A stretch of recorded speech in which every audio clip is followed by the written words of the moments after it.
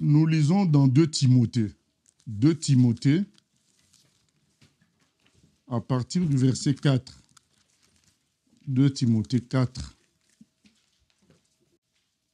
Il est écrit ceci, à partir du verset 6. « Car pour moi, je sers déjà de libation et le moment de mon départ approche. » Ça, c'est le frère Paul qui nous dit. Donc, son moment de départ approche, le moment de sa mort approche. Il dit, c'est mon dernier sacrifice. La mort va être la libation. La libation, c'est une sorte de... C'est soit le vin, soit l'huile qu'on verse pour clôturer un sacrifice.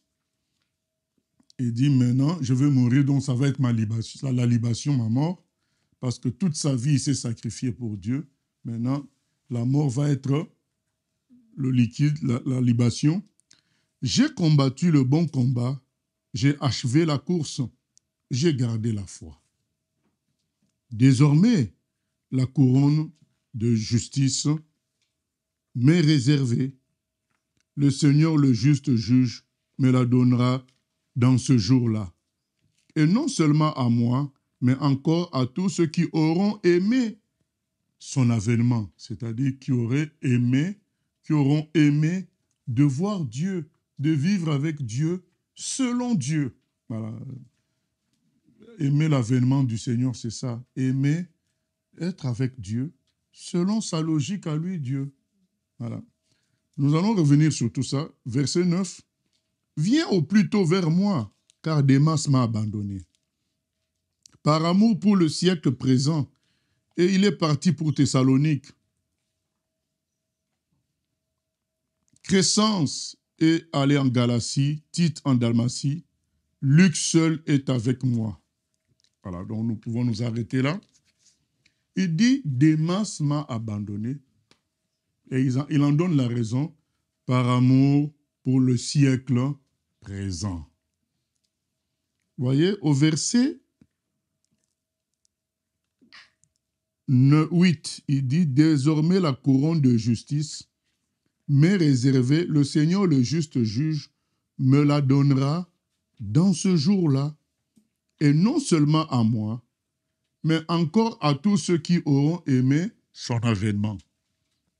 Vous voyez, ceux qui vont aimer l'avènement de Dieu, c'est-à-dire aimer le monde de Dieu, c'est ça l'avènement du Seigneur. Aimer le monde du Seigneur, le monde de paix, d'amour, de tranquillité, un monde spirituel et matériel en même temps, mais un monde qui a ses valeurs à lui, qui procure la joie, la paix, c'est des biens spirituels, l'adoration. C'est le monde de Dieu. Ceux qui vont aimer le monde de Dieu, ils iront dans ce monde-là de Dieu. Mais il y en a qui n'aiment pas le monde de Dieu. Ils préfèrent le monde d'ici-bas. Et ceux-là, ils iront aussi dans l'endroit réservé à ce genre de personnes, dans le feu éternel. Parce que le monde de Dieu, c'est aussi un monde pur qui n'accepte pas ce qui est impur. Donc les gens attachés à ce monde d'ici-bas sont des gens qui ne pourront plus rester dans le monde de Dieu, qui ne pourront pas, parce qu'aujourd'hui même ce monde ici-bas est comme le monde de Dieu. Il y a encore un certain mélange. Il vient un temps où il y aura une séparation totale. Donc il n'y aura plus Dieu quelque part, et puis il y aura Dieu totalement dans un autre endroit. Et cette séparation totale répartira aussi les gens. Les gens qui ont aimé le monde de Dieu iront avec Dieu totalement. Et les gens qui n'ont pas aimé le monde de Dieu, qui ont préféré le monde ici-bas, iront aussi dans l'endroit où ce monde-là sera détruit dans le feu. Il dit, malheureusement, notre ami Démas aussi a quitté la voie de Dieu. Maintenant, quand on dit qu'il a abandonné Paul, c'est que pour suivre par amour pour le siècle présent, ça ne veut pas dire qu'officiellement, il a dit qu'il était plus chrétien. Hein. Donc, c'est juste que Paul, dans la vérité qu'il connaît, dans son discernement, il sait qu'il a abandonné la voie de Dieu. Mais peut-être pour Démas, il était encore dans la voie de Dieu. Peut-être qu'il continuait encore à prêcher, mais il faisait tout par amour pour les choses du siècle présent. Bref, dans tous les cas, il a quitté la voie véritable par amour pour le siècle présent. Notre thème, c'est pourquoi les gens se perdent, pourquoi les gens ratent le ciel. Nous n'allons pas exposer toutes les raisons, mais nous allons donner 2 ou 3 choses essentielles. Pourquoi les gens se perdent, pourquoi ils ratent le ciel. Nous en parlons au milieu de nous, parce que Démas, dont il est question ici, était un personnage semblable à nous, puisqu'il était un compagnon de travail de Paul. C'est pourquoi nous en parlons aussi, même au milieu de nous. Comprendre pourquoi les gens ratent le ciel peut nous aider aussi à demeurer avec Dieu et à faire notre choix clairement. Ça va nous aider aussi à comprendre quel est le problème des gens et de quoi ils ont besoin peut-être pour changer. Pourquoi les gens ne sont pas sauvés, pourquoi ils ratent le ciel. La raison nous est donnée ici, une raison simple, par amour pour le siècle présent. Une raison est donnée là. Nous allons lire un autre texte plus tard. Nous n'allons lire que 2 textes pour que les choses soient claires. La raison essentielle, c'est l'amour du siècle présent. Au point de mettre à distance l'avènement du Seigneur, le monde de Dieu. C'est quoi l'amour pour le siècle présent? Ça nous est décrit dans la tentation que Jésus vit au désert. Première chose, on lui propose quoi? De transformer les pierres en pain. Satan lui dit, si tu es fils de Dieu, satisfais-toi. Transforme les pierres en pain. Satisfais tes besoins normaux physiques. Donc, procure-toi du plaisir par le corps, en quelque sorte. Et ce n'était pas un péché, en fait, entre nous. Pourquoi on appelle ça tentation? Parce que en quoi c'est un péché après un jeûne de manger? Ce n'est pas un péché, mais c'est appelé tentation. C'est tentation parce qu'en réalité, ça met la priorité sur la satisfaction du corps.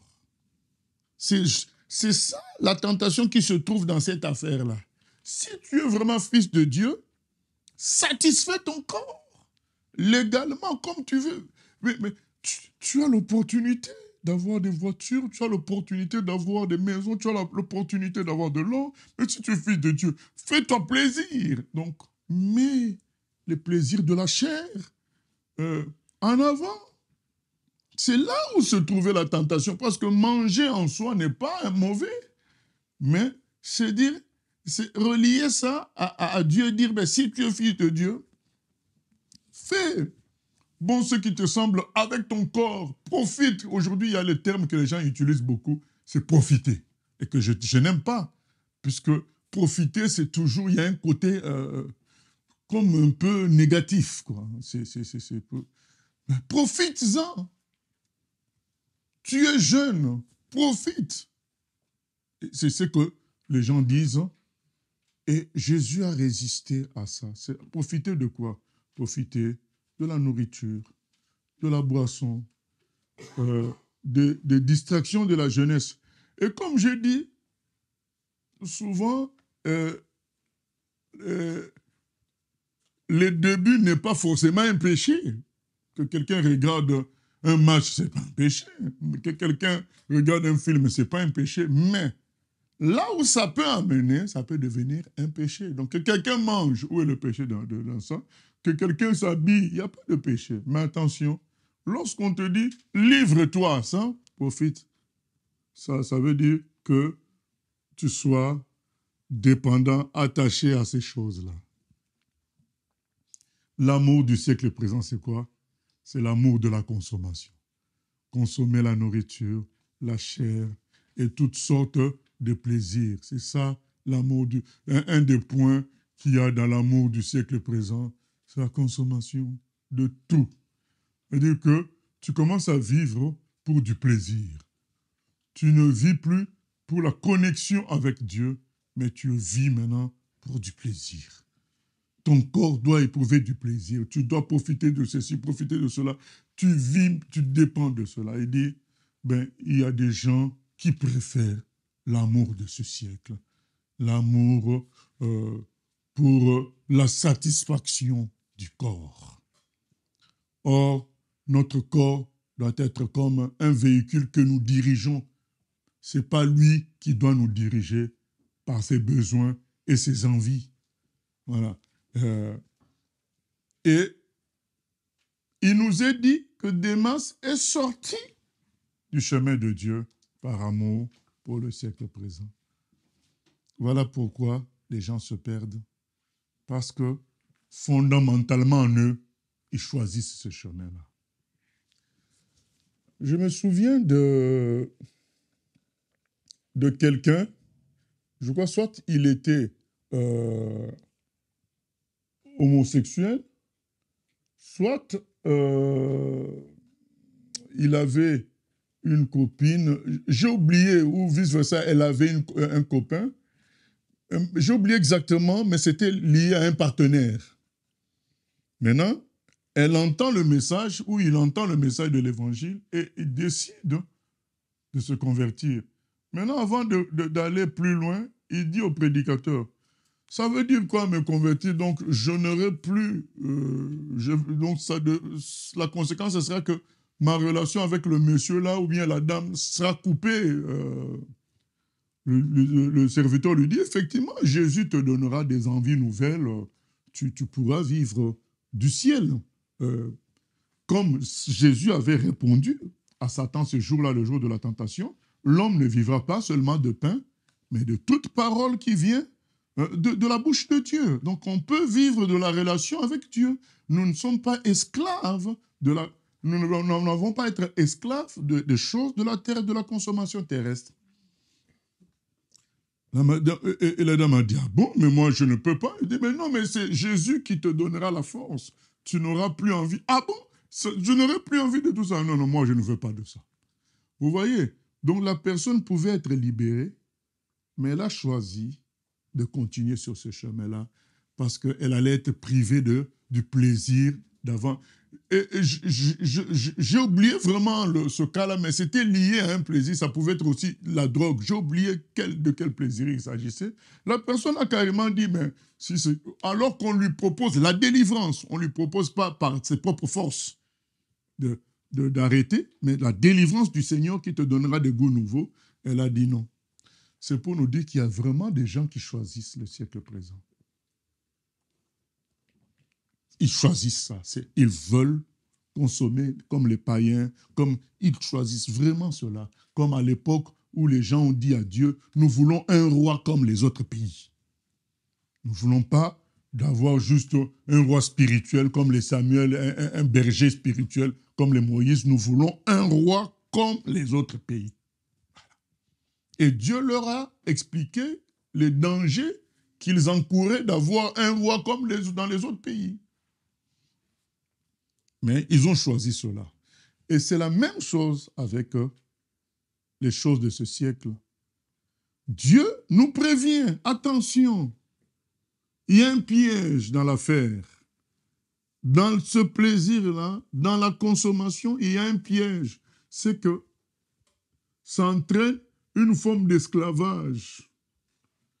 Tu deviendras un esclave. 2, dans cet esclavage, il y aura une production de destruction. Tu seras détruit à la fin. Et 3, tu ne pourras pas hériter de mon monde. Parce que dans mon monde, il n'y a pas les gens qui ont le péché. Il prévient. Comme il les avait prévenus que quand vous voulez d'un roi comme les autres pays, il y a des conséquences négatives aussi. Et c'est la même chose. L'amour du siècle présent a des conséquences que nous avons vues chez Jean-Luc Delarue, comment il a fini esclave de la cocaïne pour mourir avant même 60 ans. Nous voyons les conséquences chez Palmade, chez Pierre Palmade, là, actuellement.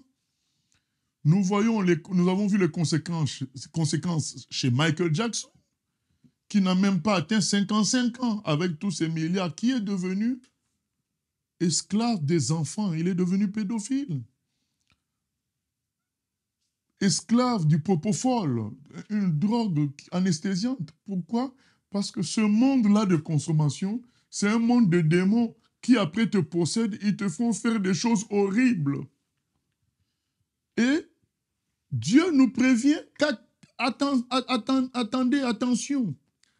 Au début, c'est vous qui pensez contrôler la consommation et le plaisir. Mais après, c'est ça qui vous contrôle. Au début, c'est toi qui penses contrôler une relation amoureuse. Mais après, c'est la relation amoureuse qui te contrôle et qui va te faire des bêtises. Le péché est dangereux. Derrière le péché, il y a des instruments spirituels qui après possèdent les gens et les détruisent. Voilà l'avertissement. Mais il y a des gens, en tout état de cause, en fin de compte, qui malgré tout, puisqu'ils ne sont pas encore arrivés au stade de Michael Jackson, ils ne sont pas encore arrivés au stade de Pierre Palmade, ils se disent, mais non, moi je me contenterai juste au niveau 50. Je ne veux pas arriver à leur niveau. Une fois de plus, la parole nous prévient, personne ne peut contrôler le péché. Le péché finit par dominer tout le monde. Personne ne peut le gérer. Tu ne peux pas décider que tu voleras juste à 100 €. Non. Vous savez, les gens qui ont fait des casses dans des banques ont commencé par voler dans le supermarché et petit à petit jusqu'à faire un gros casse. C'est comme ça, on ne peut pas gérer le mal. C'est le mal qui finit par prendre le dessus. La parole nous avertit cela.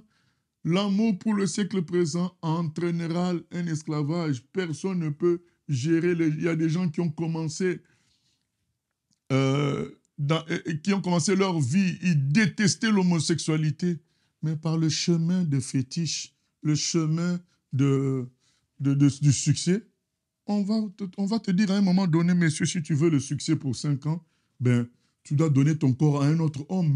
Mais moi, je ne supporte pas. Oui, mais c'est ça la condition. C'est comme ça que beaucoup de musiciens, de couturiers deviennent homosexuels. Mais au début, ils n'y pensaient même pas. On ne peut pas gérer le mal, penser que ça va s'arrêter à un certain niveau. Non. Il y a une fois, un mannequin avait été interviewé. Elle expliquait que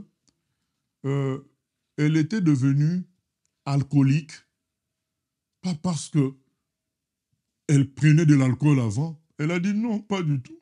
C'est juste que dans nos spectacles, dans nos invitations qu'on nous fait à gauche, à droite, il y a toujours des gens qui nous amènent gentiment des flûtes de champagne, gentiment sur un plateau. Ça fait partie de l'ambiance et tu prends, tu goûtes une fois, et puis ça devient une habitude, et c'est comme ça que je suis devenu alcoolique. Dernièrement, Carla Bruni a fait son témoignage, que pendant des années, elle est esclave de l'alcool. Nous, on voyait à la télé la femme du président, tu peux envier, mais elle était mal dans sa peau. Elle dit, je ne pouvais pas vivre sans ça. Vous voyez?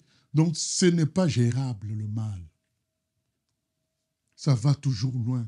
Et ça, c'est les avertissements, l'amour du siècle présent. Donc, les gens pensent qu'ils vont se limiter à un niveau, qu'ils vont gérer jusqu'à un niveau. Non, ça va toujours plus loin. C'est écrit dans la parole de Dieu, dans 1 Timothée 3,13. Ceux qui font le mal iront toujours plus loin dans le mal. Penser qu'on va s'arrêter à un niveau, c'est faux. C'est un rêve debout. L'amour du siècle présent. Et quand nous disons l'amour du siècle présent, nous ne parlons pas de la faiblesse. Parce que les chrétiens aussi peuvent tomber dans le péché lié au siècle présent. Mais là, il est question de l'amour pour le siècle présent. Le chrétien, lui, par faiblesse, puisque nous avons encore un corps de péché, il peut tomber.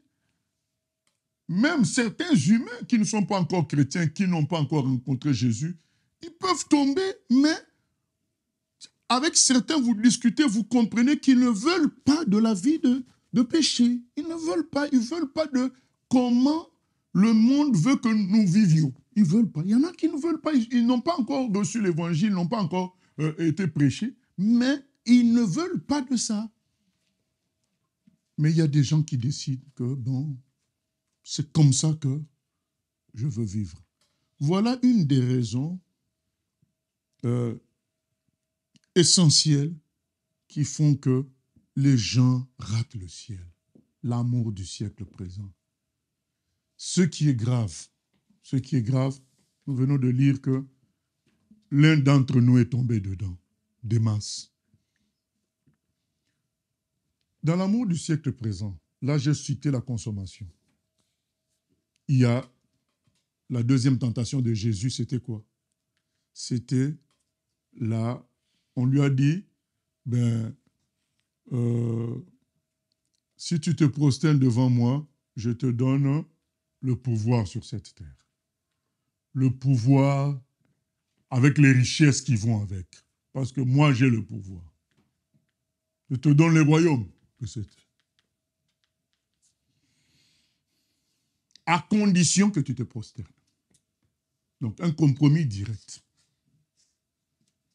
Jésus a encore vaincu en expliquant que l'on devrait se prosterner que devant Dieu seul. Parce que c'est lui seul qui est le véritable roi. Ce n'est pas Satan. Vous voyez, beaucoup de gens, pour avoir un pouvoir ici sur terre, un bon boulot, un poste, pour avoir un pouvoir, ils sont prêts à s'éloigner de la voie de Dieu. C'est ça la réalité. Le pouvoir, avec les richesses qui vont avec, devenir ministre. Dans mon pays d'origine, nous connaissons des gens qui ont dû connaître physiquement leur maman, leur sœur, parce que c'était les conditions magiques pour pouvoir avoir un pouvoir, un poste. Ce sont des réalités. Donc il y a des gens, pour avoir un pouvoir sur cette terre, ils sont prêts à renier Dieu. Ils disent, je veux ici, moi je veux ici. Je ne veux pas d'un pouvoir futur.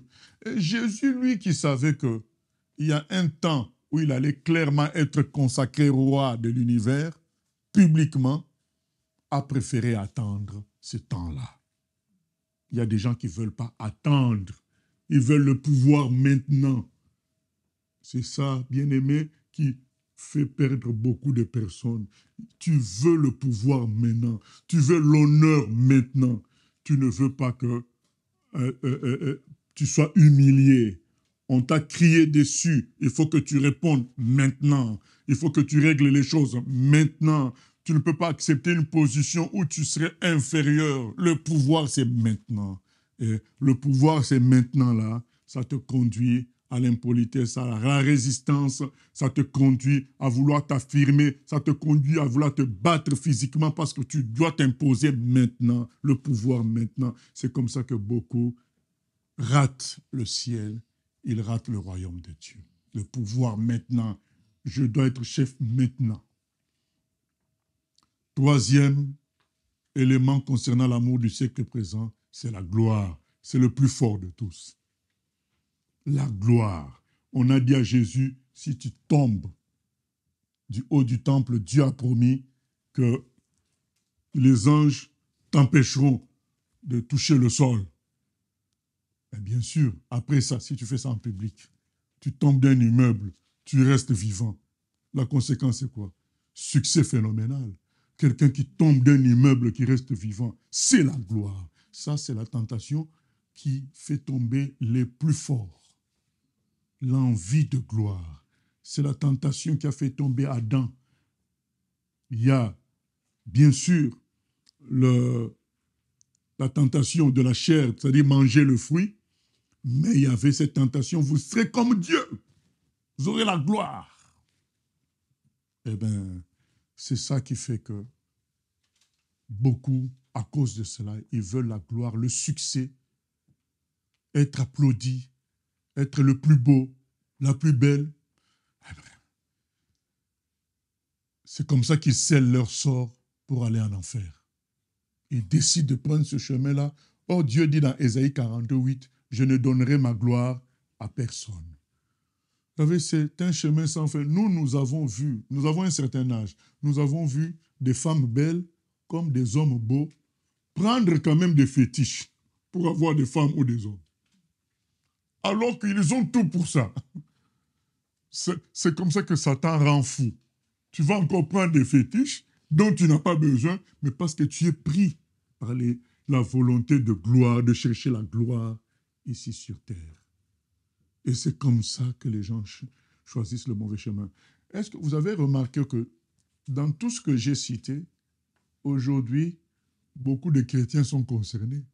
Tout ce qui se passe dans les églises, où on met un trône pour un pasteur, carrément un trône devant là, comme s'il a pris la place de Dieu. Il a pris le pouvoir et la gloire de Dieu. Un trône pour lui, parfois un deuxième trône pour madame. C'est ce qui se passe. Donc les gens, quand Paul dit Démas m'a abandonné, c'est ce chemin-là. Il y a des chrétiens maintenant qui choisissent le chemin de la gloire. Ils veulent le succès.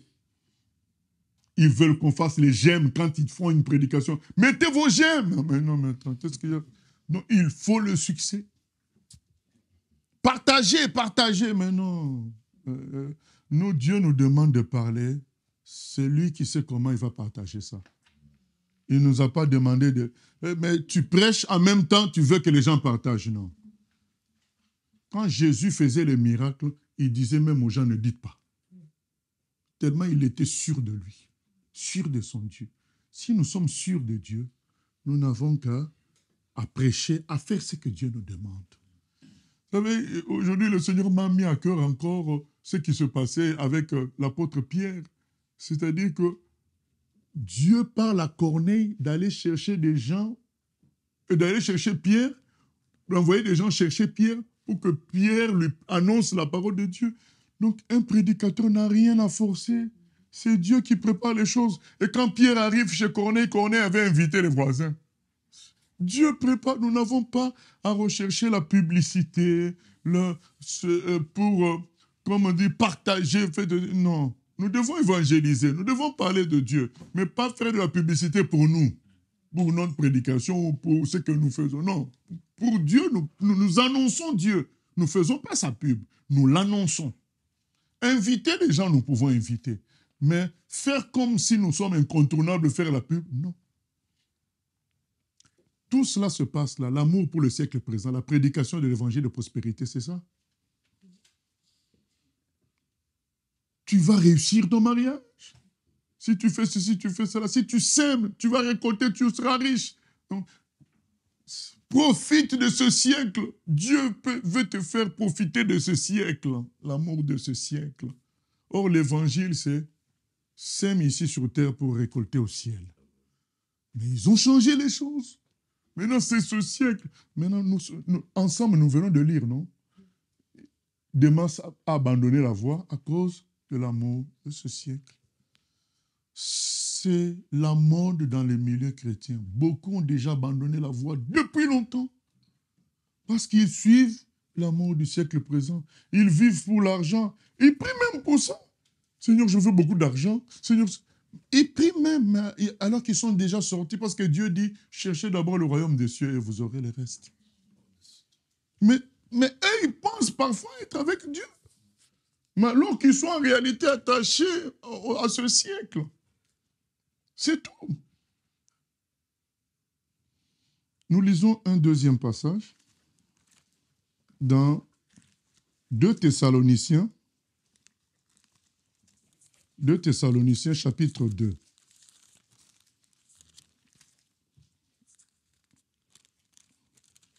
Il est écrit ceci à partir du verset 7.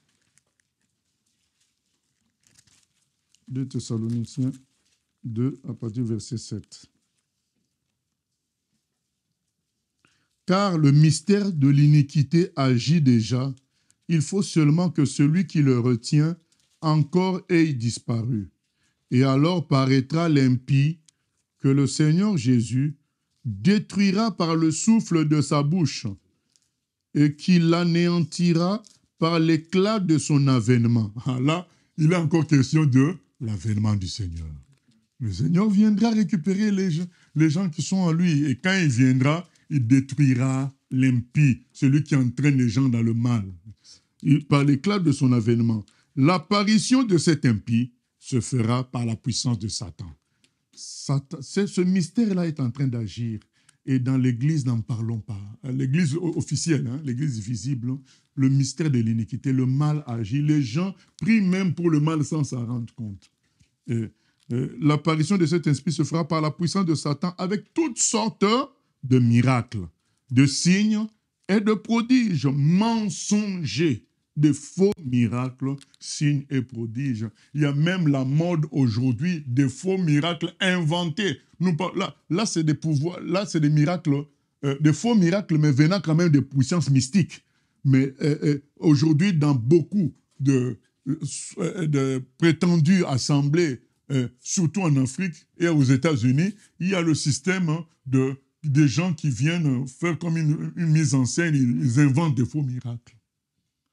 Et là, il nous est dit que même Satan en fera aussi des faux miracles, mensongers, des choses qui sont comme des illusions. Un paralytique qui se lève, et dès que la réunion finit, il retrouve son état de paralysé. Voilà. Ça, ce sont des miracles mensongers. Donc, Satan fait un exploit. Mais comme Satan n'a pas la capacité de Dieu, cet exploit-là ne peut pas durer. C'est des illusions. Pendant un temps, le paralytique marche. Pendant un temps, l'aveugle voit. Et puis, dès que la séance finit, il ne voit plus. Mais vous êtes plus témoin pour voir qu'il ne voit plus. Vous avez été impressionné devant la chair quand il est passé témoigner. Les miracles mensongers, il y en a plein. Il y a des gens même qui sortent des lézards du corps des gens, tout ça. Des miracles mensongers. Il y en a plein. Et avec toutes les séductions de l'iniquité, pour ceux qui périssent, parce que, deuxième problème, ils n'ont pas reçu l'amour de la vérité pour être sauvés. Ils n'ont pas reçu l'amour de la vérité pour être sauvés. Aussi, Dieu leur envoie une puissance d'égarement pour qu'ils croient au mensonge, afin que tous ceux qui n'ont pas cru à la vérité, mais qui ont pris plaisir à l'injustice, soient condamnés. Deuxième raison qui fait que les gens vont rater le ciel, c'est le manque de l'amour pour la vérité, le refus de la vérité. Parce que tout ce que nous avons cité en première partie, nous sommes tous concernés, nous sommes tous faibles par rapport à ce siècle. Mais la différence, c'est quoi? Il y a des gens qui disent, honnêtement, c'est vrai que mon corps est attiré par ceci, mais ce n'est pas bon. Et ça me détruira. Et je ne veux pas, au fond de moi, je ne veux pas de ça. Même si j'y suis attiré, même si j'aimerais bien fumer une petite cigarette, mais ce n'est pas bon. Et je reconnais que ce n'est pas bon. C'est ça l'amour de la vérité. Il est écrit, il n'y a pas de juste, même pas un seul. C'est vrai que nous sommes tous attirés par l'amour de ce siècle, mais il y a des gens qui disent non. C'est une destruction. Je préfère le monde de Dieu. Je préfère l'avènement du Seigneur. Je préfère le ciel. Même si je suis attiré par ce siècle. C'est cela. Parce que les gens diront, mais oui, mais il faut comprendre, pasteur, ben c'est pas facile dans ce monde avec toutes les tentations. Oui, c'est pas facile, mais Dieu est plus fort que tout ça. Parce que Jésus a vécu 24 heures sur 24 sans péché. 24 heures sur 24. Il est plus fort. Et deuxièmement, d'accord, ce n'est pas facile, mais nous n'allons pas quand même choisir ce qui nous détruit. Parce que soi-disant, ce n'est pas facile. Non, il faut quand même dire, mais non, c'est du poison, c'est du gâteau empoisonné. J'ai envie de manger le gâteau, mais il y a quand même du poison. Que quelqu'un m'aide, même s'il faut m'attacher avec des menottes, attachez-moi que je ne mange pas. Ben, disons à Dieu, ce n'est pas bon. Attache-moi avec des menottes, s'il le faut. C'est ça l'amour de la vérité. Tu te dis, bon non, quand même, c'est pas bon. Seigneur, aide-moi. Je veux ton monde à toi. Je veux ton avènement. Il y a des gens maintenant, au lieu d'être dans l'amour de la vérité, ils préfèrent dire, mais vous voyez, tous les pasteurs aussi tombent, tous les chrétiens aussi tombent, et pourquoi pas moi? Ah voilà. Des gens qui veulent changer la vérité en mensonge. Voilà. Et il y en a qui diront aussi, mais nous avons quand même un corps de chair, hein? Ils cherchent des excuses. Il y en a qui vont dire, oui, mais je suis quand même encore jeune. Si moi je choisis cette voie-là, mes amis à l'école vont me rejeter. Des excuses encore. Donc, est-ce que tu vas prendre du poison pour faire plaisir à tes amis? Si on te dit que dans cette tasse, il y a du poison, est-ce que tu vas boire? Non. C'est parce que, au fond, il y a l'amour pour le siècle, mais au lieu que l'amour de la vérité, pour la vérité, nous aide à en sortir de l'amour pour ce siècle, nous transformons la vérité, comme ça nous restons dans l'amour pour ce siècle. Donc les deux nous amènent à la perdition. Ah oui, mais tout le monde tombe. Ah oui, mais un tel est tombé aussi. Ah oui, mais surtout quand on apprend que quelqu'un est tombé, il y en a qui sourient. Ah ben voilà. On disait quoi? Mais on disait quoi? Mais c'est ta vie que tu dois sur laquelle tu dois veiller. Regardez la chute des autres. Tu ne sais pas si... vous savez, il y a un voleur à la croix, il s'est converti à la croix. Hein. Ben, si tu l'avais regardé bandit quand il était à 2 ans de la croix, tu l'aurais déjà condamné, c'est fini pour lui. Mais lui, à la croix, il a accepté la vérité. À la croix, ils étaient les deux dans le cas que nous sommes en train de citer. Il y a un qui était dans l'amour pour ce siècle. Il dit, mais si tu es fils de Dieu, délivre-nous. Moi, je veux vivre ici. Je veux vivre. L'autre a dit, oh mon ami, c'est pas ça le plus important. Moi aussi, j'étais comme toi dans le vol, dans le brigandage, dans le banditisme. Mais cet homme est la vérité. Jésus, j'aime ton avènement. Quand tu viendras, récupère-moi. Voilà. Les gens de vérité, ils aiment l'avènement du Seigneur. Ils veulent le monde de Dieu. Même si dans le monde de Dieu, il n'y aura pas de mariage. Mais ils veulent ce monde-là. Parce qu'ils savent que dans Dieu, il y a toutes sortes de beautés et de bontés qui nous suffiront. Il y en a beaucoup. On ne les connaît pas encore, mais nous sommes sûrs de lui. Nous n'avons pas préféré un monde qui détruit, qui est pollué par le péché. Il y a un homme, on m'a raconté, je n'ai pas les preuves, mais on m'a raconté que sa tête était coupée suite à l'accident d'un train. Et un évangéliste était en train de lui dire, monsieur, avant que vous mouriez, parce que son cerveau fonctionnait encore, avant que vous mouriez, dites oui à Jésus, car il est dit, quiconque invoquera le nom du Seigneur sera sauvé. Le monsieur répond, alors que sa tête est coupée, hein, il répond, si Jésus existe, il n'a qu'à me sauver. C'est ce que le voleur à la croix, il a dit. Mais il n'a qu'à nous sauver. Puisqu'ils sont attachés à la terre, ils ne veulent pas quitter. Mais l'autre avait saisi le ciel. Il a dit, mais j'ai le ciel à côté, je saisis le ciel. Le deuxième voleur. Je saisis le ciel. L'amour pour le siècle et le refus de la vérité. C'est ça qui amènera les gens en enfer. Vous avez beau leur faire... Tout ça, c'est pour nous dire quoi? Vous avez beau faire peur aux gens par rapport à l'enfer, mais tant qu'ils ont l'amour pour ce siècle, tant qu'ils refusent la vérité qui leur dit qu'il y a un monde plus beau de loin que le nôtre. Ils refusent la vérité qui nous montre clairement les conséquences du péché dans la vie de Michael Jackson et bien d'autres. Cette vérité-là est claire devant nous, qui nous montre toutes celles qui se sont suicidées parce qu'elles étaient embêtées par les démons avec lesquels ils ont fait des contrats magiques pour avoir du succès. Il y a toutes ces vérités-là, même sur TikTok, il y en a plein. On m'envoie des trucs où je vois que même les païens savent que les démons existent, comment ils détruisent les gens. La vérité est là, mais il y a des gens qui vont vouloir maquiller la vérité pour rester dans l'amour pour le siècle présent. Le refus de la vérité amènera beaucoup de gens en enfer. Conclusion, bien-aimés, ce n'est pas en faisant peur concernant l'enfer que les gens vont se convertir. Car ce qui amène les gens en enfer, c'est l'amour pour le siècle présent et le refus de la vérité. Il faut toujours présenter la vérité et présenter cette vérité-là où Jésus est venu nous sauver de l'amour de ce siècle présent qui va nous détruire. Il faut présenter Jésus, présenter l'Évangile. Comme le voleur à la croix, quand il a vu Jésus, il a dit « j'ai envie de lui, j'ai envie de ce qu'il est, j'ai envie de ce monde ». Zachée, quand il a vu Jésus, il a dit « j'ai envie de ce monde ».